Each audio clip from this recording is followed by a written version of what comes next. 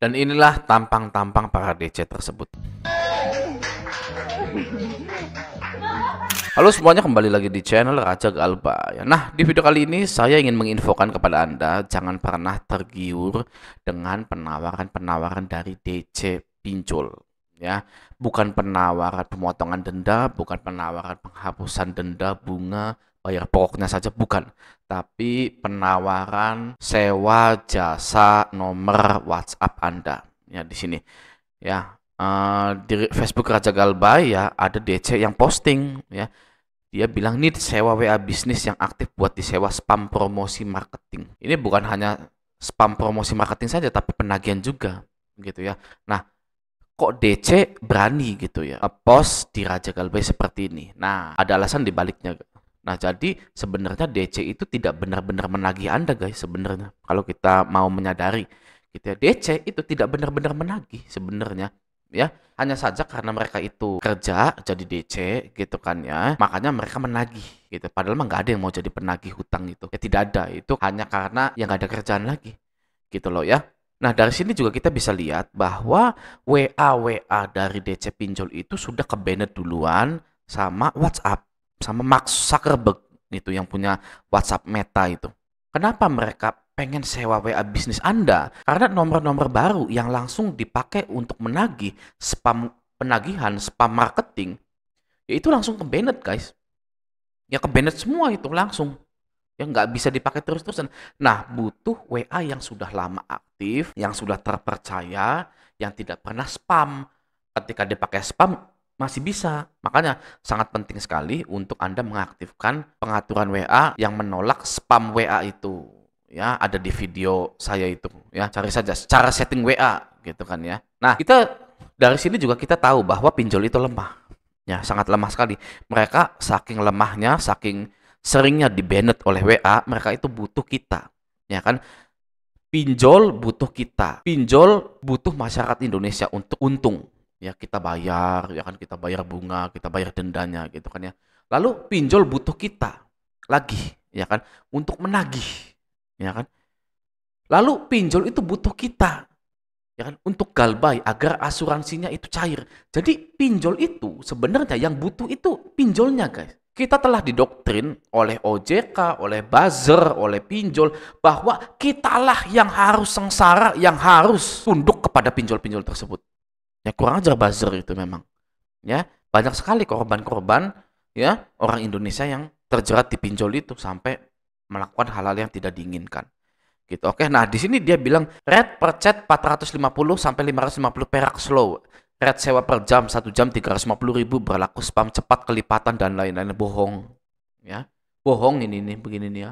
Kalau misalkan Anda sudah ngasih WA Anda, lalu Anda itu nunggu-nunggu dia ya, apa dia mau bayar? Ya nggak mungkin. Ya kan? Jadi jangan pernah dipercaya seperti ini. Ya, ini juga saya hapus ya, tolak postingan dan larang penulis selamanya gitu ya. Loh, ada lagi.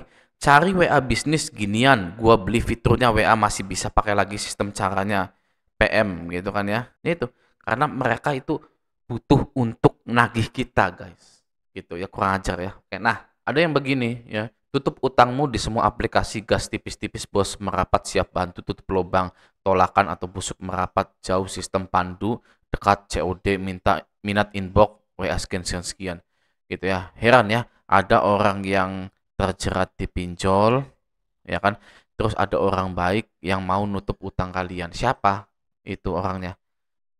Ya, saya tanya siapa orang baik itu? OJK aja nggak mau ya.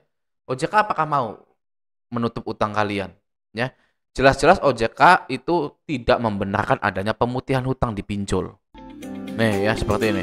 OJK resmikan pemutihan data pinjol secara online berlaku seluruh Indonesia mulai September sampai Oktober 2025. Gitu kan. Ini kan penipuan. Ya, ini penipuan nih, ya. Ada informasi yang bilang kalau OJK mengadakan pemutihan utang pinjol. Emang bisa kayak gitu? Cek fakta dulu yuk. Baru-baru ini beredar informasi di media sosial yang menyebutkan bahwa Otoritas Jasa Keuangan mengadakan program pemutihan utang bagi nasabah pinjaman online yang gagal bayar mulai 1 Mei 2025. Namun, OJK melalui akun Instagram resminya @ojkindonesia menegaskan bahwa informasi tersebut adalah hoax dan pihaknya tidak pernah mengeluarkan kebijakan pemutihan data pinjaman online. OJK mengimbau masyarakat untuk selalu waspada terhadap modus penipuan yang mengatasnamakan lembaga resmi dan hanya mengakses informasi melalui kanal resmi OJK atau menghubungi layanan konsumen OJK di kontak OJK 157. Mau tahu fakta-fakta lainnya? Baca artikel. OJK aja kalau bahasa Jawanya ora sudi. Ya. Ora sudi memutihkan utang-utang pinjol kita. Gitu ya. Ini ibaratnya ada yang mau nutup utang. Gitu kan ya. Apa motifnya gitu kan ya. Kalau Anda bisa nutup utang, ya kan, tutup saja utang Anda sendiri. Ya kan, lalu minjol lagi gitu kan. Sampai banyak. Ya, sehari itu sampai 30 aplikasi. Ya kan, terus besoknya tutup lagi utang Anda gitu kan ya. Jadi yang seperti ini jangan dipercaya. Oke guys ya. Semua pemutihan pinjol itu sebenarnya ada. Ya, ada sebenarnya, tapi tidak ada programnya guys ya. Programnya itu tidak ada. Seperti ini itu kan ya, tidak ada, tapi hanya bisa diaplikasikan ketika hutangnya ini sudah terlalu lama sekali dan sudah diasuransikan. Makanya OJK menyuruh pinjol-pinjol tersebut bekerja sama dengan asuransi. Kalau program pemutihan itu tidak ada. Oke? Dan inilah tampang-tampang para DC tersebut. Ada yang ulang tahun. Ya. DC ulang tahun. Ya kan? Jadi guys ya, setelah kita melihat video ini gitu kan ya, kalau Anda ditagih oleh DC pinjol itu nggak usah dibales gitu ya. Kenapa? Karena mereka juga tidak sungguh-sungguh menagih Anda itu, ya kan. Tidak ada yang mau menjadi DC pinjol sebenarnya gitu kan ya. Jadi kalau ada WA, "Woi maling, segera bayarkan," biarkan saja ya, biarkan gitu kan, nggak usah dibuka, nggak usah dibales gitu kan ya. Anda kalau ngebales ya DC ya, bisa kita lihat orang-orangnya tuh segini guys umurnya. Ya kan, umur-umur Gen Z gitu loh. Adik-adik kita, bukan adik lagi, waduh ya. Udah puluhan tahun bedanya tuh guys. Ini masih 18. Kita misalkan udah 33, 35 gitu kan ya. Itu udah beda puluhan. Kalau nggak salah ya umurnya gitu kan ya. Jadi anak-anak segini ya kan, kita aja ya waktu masih segini. Ya masih umur 18 segini. Kadang masih nekat, ya masih wah di jalan itu knalpotnya berani ngerusak, berani vandalisme, berani nekat gitu kan ya. Yang ngirim ambulan, ngirim namanya apa, damkar ya, orang seperti ini gitu loh, yang masih muda didoktrin. Mereka ini didoktrin oleh manajernya, atasannya. Ada lagi guys manajernya.